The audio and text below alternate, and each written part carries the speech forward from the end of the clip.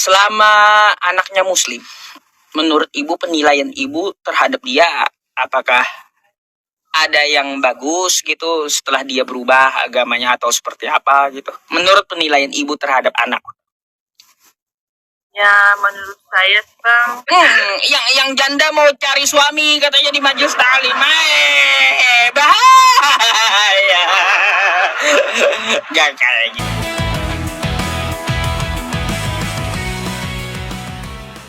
Gitu. selamat malam. Wah, malam Bu.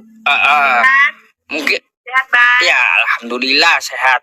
Mungkin Ibu malam ini ada yang mau ditanya. Saya ada pertanyaan tadi Bu, masalah kurang kain tadi.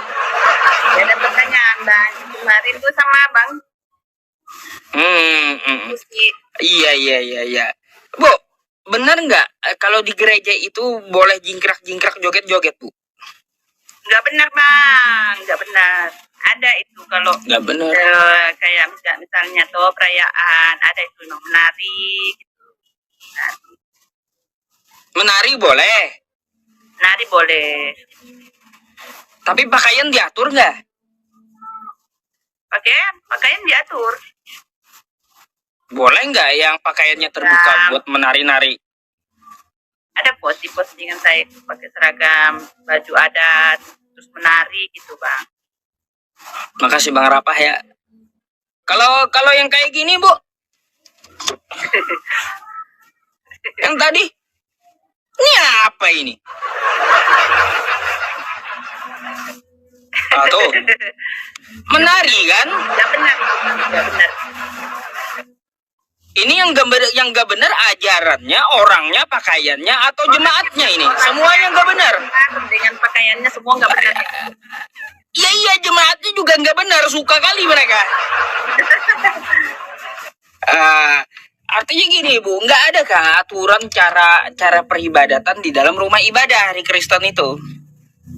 Sopan kali ini pakaian. Ada kok Bang. Cuman itu Pak Pendeta misalnya Pak Pendeta sudah memberikan arahan untuk berpakaian sopan. Tergantung dari pribadi masing-masing aja. Kalau yang penting udah dikasih. Kalau nggak gereja kalau nggak sopan kan.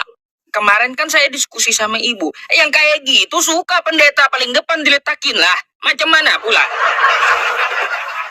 Yang kayak gitu Bu ya, itu pendeta suka paling depan diletakin pendeta.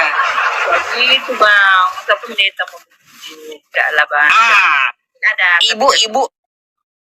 Ibu tanya Pak Dehe Waruwu namanya, ada di TikTok ini, Dehe Waruwu. Kalaunya hanya kelihatan kata Pak Dehe, oh itu paling depan diletakin. Itu terjadi di gereja. Kita tidak menafikan kata Pak Dehe. Betul itu adanya. Dia langsung sendiri pengalaman. Ya kalau ya kayak kemana ibunya nih? Ngadat Bu, ngadat. Anak ibu udah datang Bu? Belum, ada berangkat ke Pantai Timur Bang sama di kampung istrinya di Pantai Timur. Pantai Timur tuh di mana? Parigi. Sulawesi Tengah Bang. Iya. Sulawesi. Ini yang di YouTube ini kalau aku dalam gereja itu pun aku asik tengok pahanya katanya. Kurang asem kali di komen di YouTube juga. Jujur kali dia. Aduh. Nah, jadi gini. Apa tuh? Kalau misalnya pandangan ke sana atau pikiran ke sana ya otomatis nanti negatif. Tapi kalau tidak mengarah ke sana kan sama aja. Pakaian sopan, tapi kalau pikiran kita negatif kan. Bukan masalah ininya Bu, mau masalah khusyuk atau tidak, negatif atau tidak. Yang kita permasalahkan itu apakah boleh yang dinamanya di tempat ibadah yang kayak gitu loh. Berhamburan paha ayam masalahnya. Boleh Bang. Kalau misalnya ada yang gitu nggak setuju. Kalau sama nggak setuju. Kita di sini Palu sini nggak ada yang kayak gitu bang. Itu kalau misalnya ada yang bajunya pendek, roknya pendek itu di depan, tapi itu ada tempat papele gitu, pagar kayak gitu. Nah kan, di depan kan diletakin. Betul gak?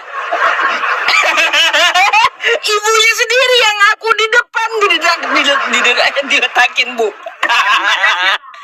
Pembatas ada seperti apa ya, seperti papan ditaruh di depan kan, jadi biar duduk kemana pun tidak kelihatan dari atas, dari depan. Aduh.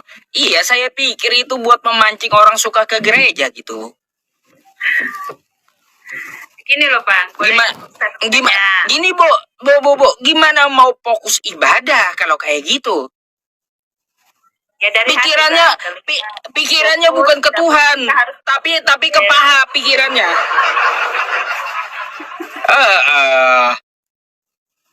Kalau kita benar-benar iman kita mau beribadah, harus memperhatikan keliling bang. Ya gimana Bu kalau suasananya kayak gitu, maksud saya. Kalau kita kan di dalam masjid nggak boleh berpakaian begini, nggak boleh seperti ini, seperti itu di masjid, nggak boleh, ada aturannya gitu. Di rumah ibadah, ketat Islam tuh. Punya aturan sampai ditutup semua. Akhirnya kita nggak kenal siapa tuh orangnya karena sampai itu. Nggak bagus juga kan? Lah, kalau dia ke Bu, kalau dia ke masjid ditutup kayak gitu, dia ibadah. Fokus, yang laki-laki fokus, dia fokus gitu langsung kepada Tuhan gitu untuk ibadah. Lah coba kalau yang kayak tadi, joget-joget pahanya ada kelihatan, nggak fokus gitu. Ayo, mau yang mana kira-kira? Kan pasti kita lebih baik memilih tertutup kan pakaiannya untuk beribadah agar kita fokus kepada Tuhan. Nggak mikirin nanti yang kayak tadi joget-joget pahanya ditampilin. Mulus, bukannya fokus kepada Tuhan, mikirin paha jadinya. Macam mana? Ya kan, gitu. Ini bang, tadi kan sudah aku bilang yang mereka seperti itu nggak benar. Entahkah mereka itu menurut mereka benar, ya mereka aja yang ngerasain. Dan kalau menurut saya itu nggak pernah gitu, jarang seperti itu. Maksudnya kalau misalnya di rumah, mungkin bisa di rumah seperti itu, nggak ada yang lihat. Tapi kalau keluar itu nggak pernah sampai pendek apa. Ya kalau di rumah saya pun suka Bu kalau di rumah. Iya, apa? Siapa yang mau protes kalau di rumah saya, di kamar saya? Kan gitu. Kalau di kamar saya, ini kalau di rumah ibadah, teman-teman, iya kan kalau terserah istri saya mau joget kayak gitu, mau kayak gimana pun dia kan, saya pun suka gitu kalau istri saya kayak gitu. Saya nggak munafik juga gitu Bu ya. Tapi kalau sampai keluar, waduh, kayak gimana? Itu tempat lainnya bang ya. Kalau tempat kita nggak. Yakin nih Bu, nggak ada pertanyaan terhadap Islam. Sebelum anaknya datang, masa ibu nggak ada pertanyaan nanti buat anak kayak gimana? Ini ke tema Kristen bodoh menurut Alkitab gimana bang? Masa saya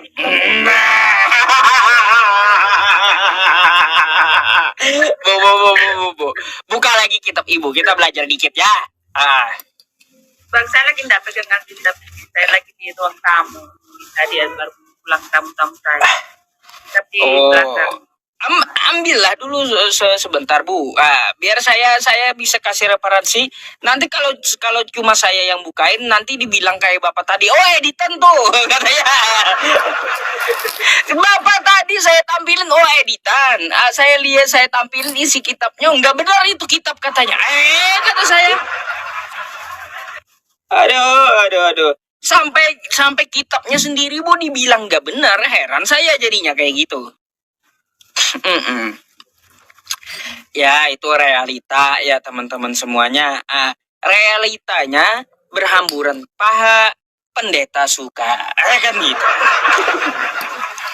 Mm, mm, mm. Ya wajar lah kalau istri kita joget-joget kayak gitu di kamar, saya pun suka. Kagak usah teman-teman. Ketahui kalau di tempat ibadah masa kayak gitu. Mm, mm.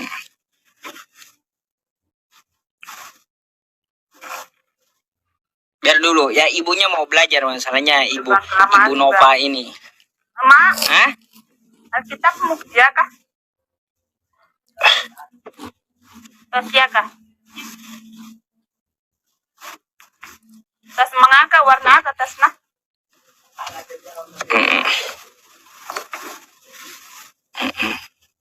Ya anak beliau mualaf ya teman-teman, udah mualaf.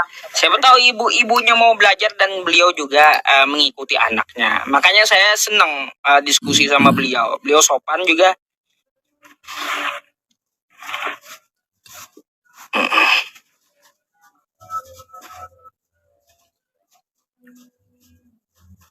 Nggak apa-apa. Makanya saya suruh ibunya buka dulu kitabnya. Nanti kalau saya sebutin ayat, oh nggak benar itu kitab katanya. Kayak bapak tadi itu. Kayak gimana? Aduh, Bu, buka Yeremia 4 nomor 22. Oi.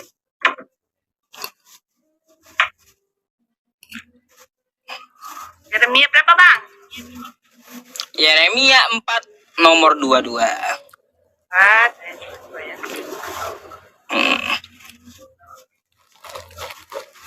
Sungguh bodohlah umatku itu, mereka tidak mengenal aku.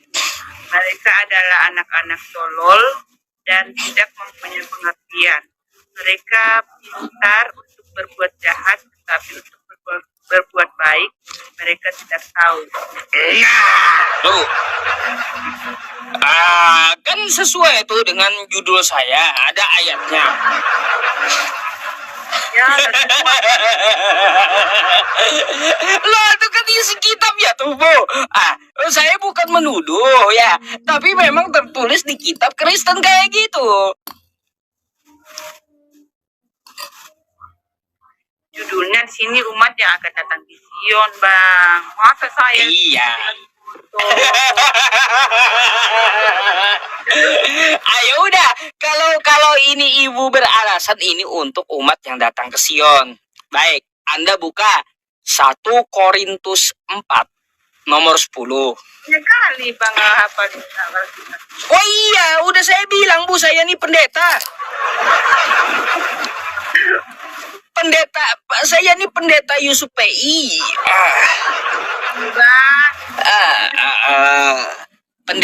Pendekar tauhid maksudnya ya. Korintus berapa bang? 1 Korintus 4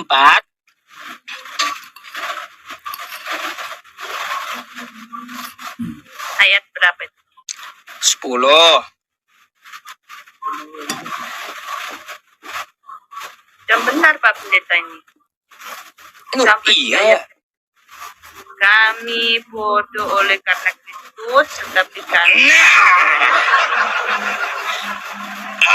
kan Kristen tuh bodoh karena Kristus tuh. Tapi dia juga bijak karena Kristus, kan gitu.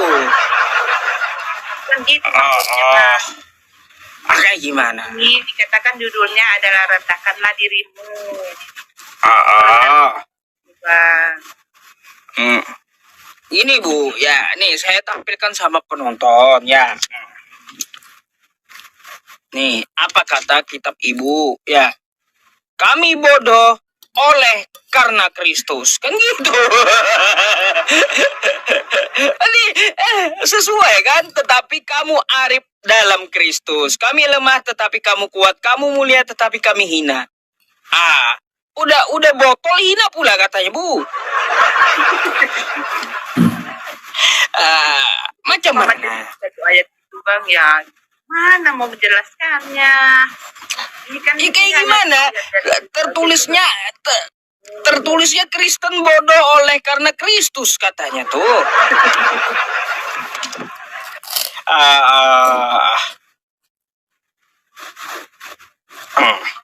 Mungkin Kalau ibu sudah ini yang teman-teman, yang sudah lulus sarjana masa dikatakan bodoh bang.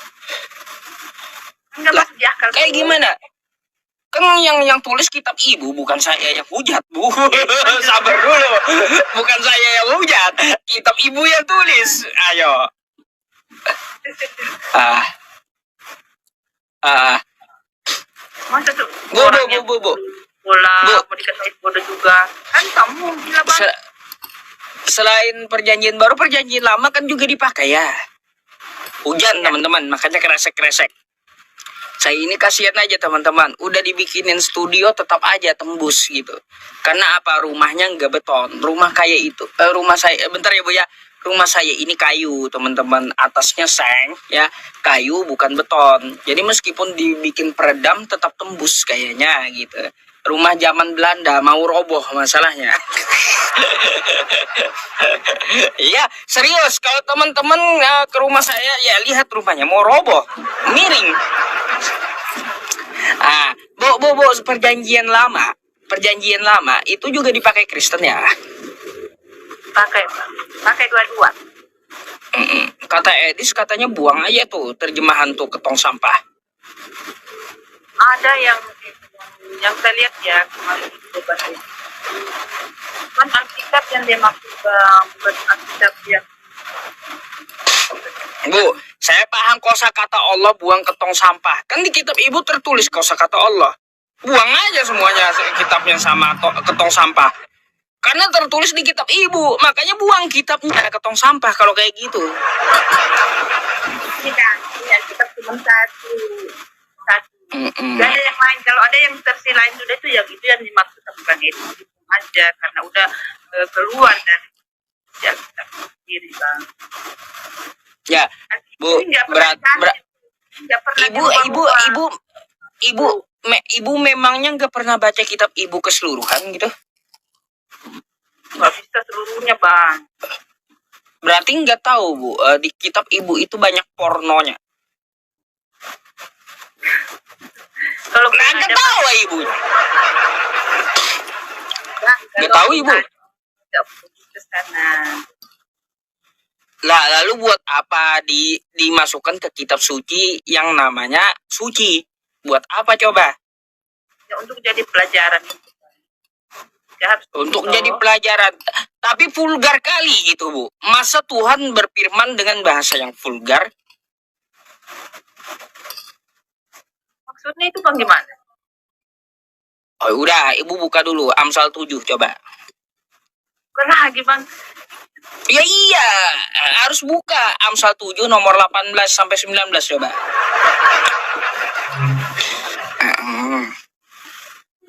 Bang.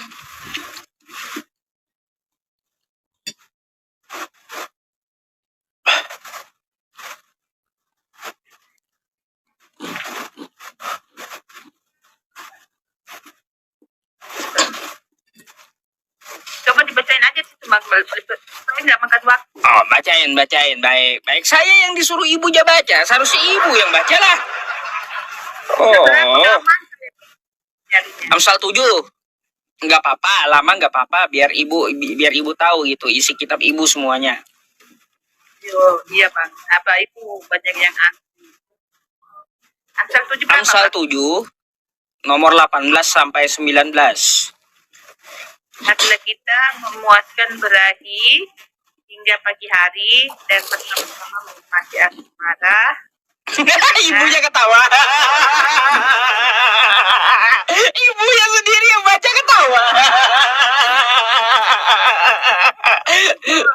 Kesana terus di dapur dibantu. Dua minggu tidak di rumah, dia sedang dalam perjalanan jauh. Ada yang sayang nggak ada suami, Bang. Mana sih suruh baca? Makanya bahaya kan kalau diamalin tuh. Ibu nggak ada suami, bahaya itu kalau baca gitu. Ibunya sendiri baca ketawa.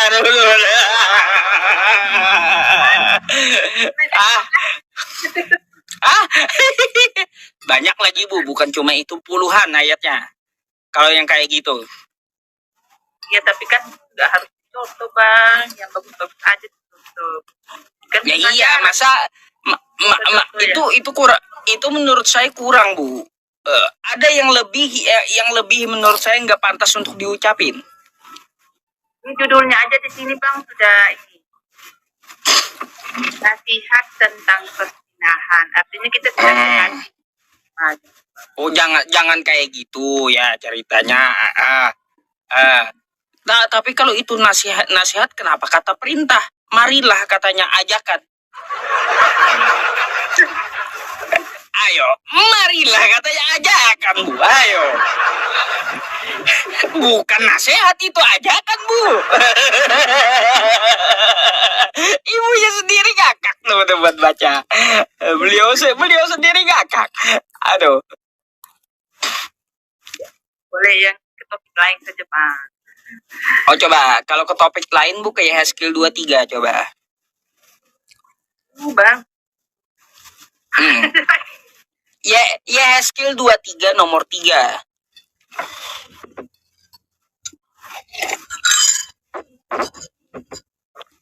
Udah ketemu? Belum, Bang. Dipecahin aja biar cepat itu, Bang. Ibu aja, nanti saya dibilang edit pula, salah pula yang dibaca. Trauma saya disalahin orang baca kitab ibu. Ya, skill 23. Sabar ya, Bang ya, sabar ya. Nggak apa-apa, Bu, saya tunggu. Sabar banget saya ini orangnya kalau sama ibu.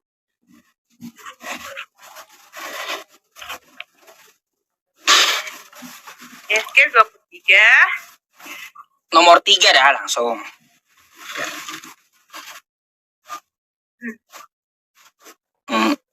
Mereka bersundal di Mesir, itu ya, Bang? Mereka bersundal pada masa mudanya. Di sana punya dijama-jama dan dada keperawanannya dipegang-pegang gimana sih, Bang, ini?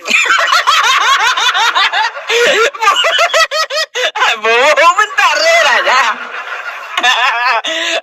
Bu, pantaskah kosa kata yang kayak gitu masuk ke kitab suci gitu? Itu Bu.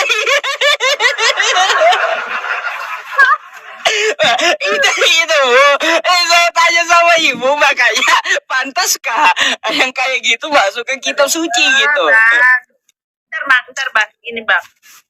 Kenapa sih kok bang dicariin sama ayat-ayat gituan semua ayat yang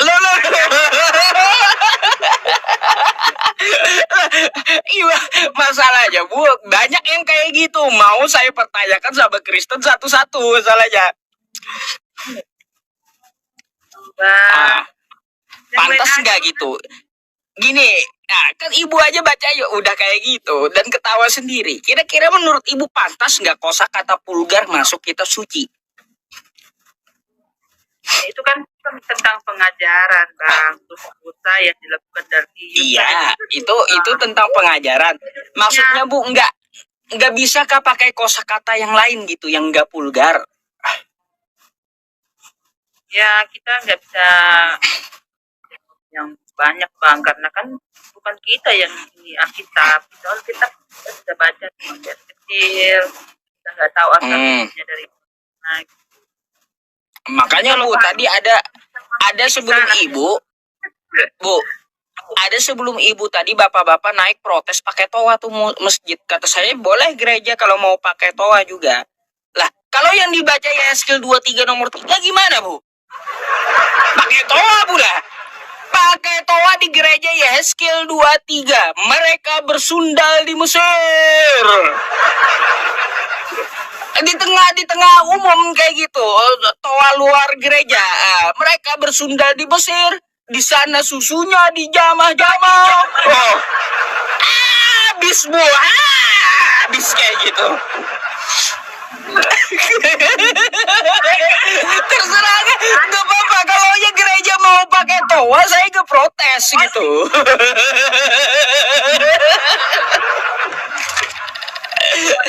Aduh. Toa, Bang. Hah? Iya, Aduh, astagfirullahaladzim, Ibu ya. Ah, kalau saya Bu di Islam tuh juga nggak boleh kebanyakan ketawa. Tapi mau kayak gimana lagi? Ibu aja sendiri memilih kitab ketawa ngakak gitu, apalagi saya gitu loh. Aduh. Aku nggak ada suami, abang suruh baca yang dikuatkan. Oh iya, kayak gimana Bu yang kagak kagak ada suami, kayak ibu menyiksa kan jadinya gitu, kayak gitu. Kalau yang ada istri yang nggak apa-apa lah, prakteknya dia sama istri bisa lah. Kalau ibu nggak ada suami, yang suami nggak ada istri, kayak gimana prakteknya?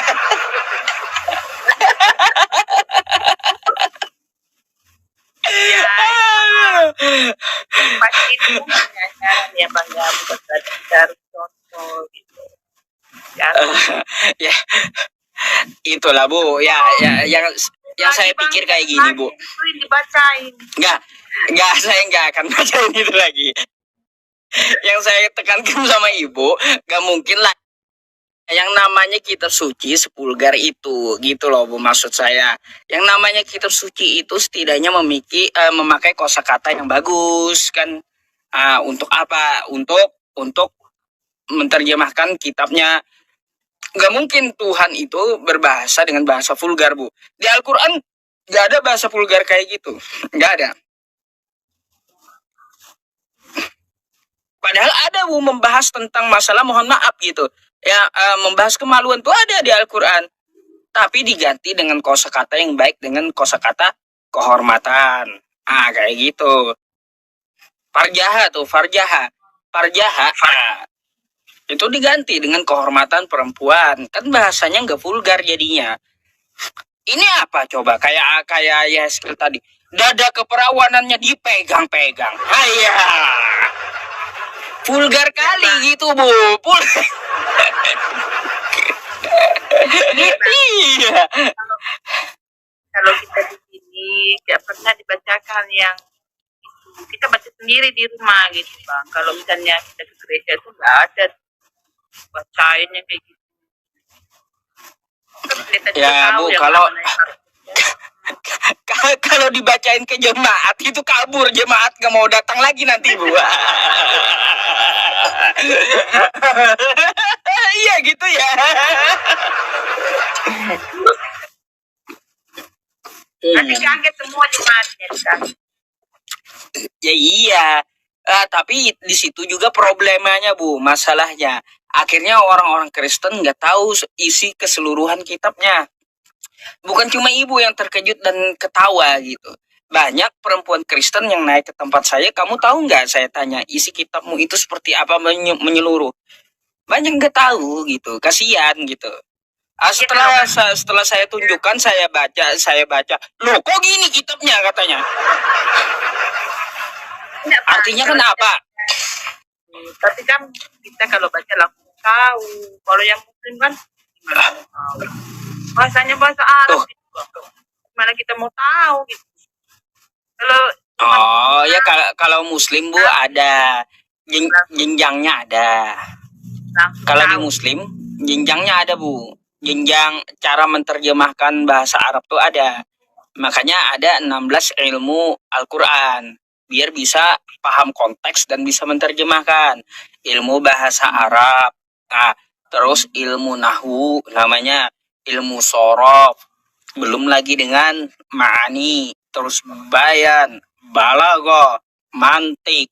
Banyak Bu ilmunya. Banyak. Ya memang Al-Quran dan hadis di tempat kami itu seorang Muslim itu diwajibkan untuk belajar Bu, termasuk mempelajari Al-Quran. Saya aja sampai mau pecah pala saya dulu. Guru saya tiap malam hafal Alfiyah, kata guru saya. Besok harus hafal. Kalau nggak hafal berdiri satu kaki. Kacau kan? Banyak Bu itu 1002 bait Alfiyah itu. Qala Muhammadun huwa ibnu Maliki Ahmadu Rabbillah khaira Maliki musalliyan 'ala nabiyil Mustafa wa alihil mustakmilina syarafa wa asta'inullaha fi alfiyya maqasidun nahwi biha mahwiyya tuqaribul akhasa bilafzin mujaji wa tafsutul badla biwa'din munjaji wa taqtadiri dan bi ghairi sukhti fa'iqatan alfiyata bani mu'ti wa huwa bisabkin haizun tafdilan mustaujibun sana iyal jamila wallahu yaqdi bihi bati wa firali walahu fi darajatil akhirah kalamuna lafzun mufidun kastakim wasmun wa fi'lun summa harfunil kalim. Ada penjelasannya bu tiap bait tuh lah. Pula bang, banyak pula. Di mana itu anak Iya, saya mau memang. apa? Sebanyak itu. Banyak, ya memang tergantung bu, tergantung dari kapasitasnya juga. Tapi insya Allah kalau kita belajar dimudahkan gitu. Karena Allah berfirman kayak gini dalam Quran ya 4 kali bu, 4 kali dalam Quran saya itu bu. Walaqad yassarnal Qur'ana lidzikri fahal mim muddakir. Kata Allah telah aku mudahkan Al-Quran untukmu. Barang siapa yang mau mempelajarinya, adakah kamu mau mengambil pelajaran dari Quran? Itu dimudahkan bu kalau kita punya niat gitu. Menghafal mudah, hafal. Memahami maknanya mudah gitu. Anak saya itu kayak Kenapa? mana ya? Banyak kali kalau anak saya mau hafal itu, saya mungkin nggak akan sampai gitu ya. Anak saya memang bu belajarnya dari anak-anak. Dari anak-anak kalau belajarnya Al-Quran itu gitu. Dari anak-anak. Saya aja bu dulu ya bu ya. Guru saya masih hidup beliau ya, masih hidup di Banjar tuh. Kalau saya lupa satu huruf hijaiyah, mata beliau melotot. Dulu saya belajar kayak gitu. Masih hidup tuh orangnya. Beliau kalau ingat itu malah ketawa aja beliau. Gitu. Melotot guru saya matanya. Udah. Habis deh saya kalau lupa satu huruf aja gitu. Bayangkan. Ya anak saya itu ini bang, dia kerja keras ya, pun jadi jarang Ya kalau dia kerja keras, setidaknya gini bu, sisihkan satu hari itu seorang muslim itu 1 jam buat belajar gitu. Apa kayak dipelajari literasi, baca sirah kayak baca Quran dengan murojaah, dengan memahami apa maksudnya dari tafsirnya gitu. Jadi kami itu wajib belajar tiap hari itu. Bang, saya maunya gitu bang. Ketika anak saya sudah mengimani agama yang sudah dia pilih, maunya saya itu dia memang betul-betul harus harus belajar bagaimana cara ini ya, seperti yang Pak Ustadz lakukan bersama yang lain. Tapi ini saya perhatikan karena saya juga bingung ya, saya bilang, nah nanti kalau ini anak kalau sudah muslim gitu ya harus ikut semua apa yang mereka itu. Kadang-kadang saya gitu, nggak ada yang bedain. Iya bu, tergantung orangnya juga sih. Kalau kerja kan dia susah gitu untuk belajar. Setidaknya dia 1 jam 1 hari kan dengar majelis ta'lim, setidaknya ke majelis ilmu gitu. Untuk apa? Menambah pengetahuan Islamnya. Banyak tuh ilmu agama dibahas di majelis ta'lim. Jangan nanti ke majelis ta'lim yang belum punya, yang jomblo mau cari pacar, beda udah nggak nangkep nanti. Yang janda mau cari suami katanya di majelis ta'lim, bahaya. Gak kayak gitu. Beda. Jadi memang diniatkan bu, beda. Kalau udah beda niat susah nangkap. Tapi kalau memang niat kita belajar udah gitu. Bu, sedikit lagi nih sebelum ibu mau turun. Selama anaknya muslim, menurut ibu penilaian ibu terhadap dia apakah ada yang bagus gitu setelah dia berubah agamanya atau seperti apa gitu? Menurut penilaian ibu terhadap anak? Ya menurut saya bang, dulu kan anak saya belum masuk muslim itu, dia masih suka itu main game. Kemudian dia masih suka bergaul sama teman-temannya, kadang minum sekali-sekali baru pulang ke rumah. Terus setelah menikah anak saya itu udah melepas yang namanya minuman. Dia benar-benar mencintai istrinya dengan tulus, nah, meninggalkan segalanya. Game kadang-kadang kalau di rumah dengan istri ya sekali-sekali dia bukan main game, tapi untuk soal alkohol kita lepas 100% dia udah. Oh Dan iya, saya mau tanya Bu, alkohol itu enggak ada larangannya gitu di Kristen? Ini dilarang, ada juga di Alkitab itu dilarang. Cuma ya kita mau ngapain ya Bang? Mau seperti apapun kita memberikan nasihat kepada orang-orang yang berbuat atau minum alkohol itu, gak akan ada yang ini yang bisa melarang mereka kalau hati mereka itu tidak mau itu Bang berubah. Jadi nggak ada alasan kalau orang-orang yang tidak mau melepaskan alkohol itu nggak ada alasan kita memberikan apa penjelasan apa. Itu dari hati kita. Kalau niat kita ada untuk bersih ya kita selesai. Jadi memang nggak ada seperti dalam Islam tuh pengharaman alkohol, nggak ada gitu. Tertulis di Bible contohnya atau di Alkitabnya. Ada dilarang minuman keras, ada larangan. Saya lupa di ayat berapa tapi ada di dalam Alkitab sendiri mengatakan alkohol itu nggak boleh diminum. Kalau seperti itu kenapa darah Yesus diganti alkohol Bu? Itu pula bertentangan masalahnya. Inilah darah Tuhan. Kok diganti susu ke alkohol gantiannya? Bertentangan pula berarti. Itu boleh Bang. Oke Bu, ya silakan kalau ada pertanyaan Ibu nanti silakan kembali untuk naik ya Bu ya. Saya tidak pernah melarang Ibu untuk naik dan saya senang Ibu naik gitu. Siapa tahu Ibu mau bertanya tentang Islam dan mengikuti anaknya gitu ya.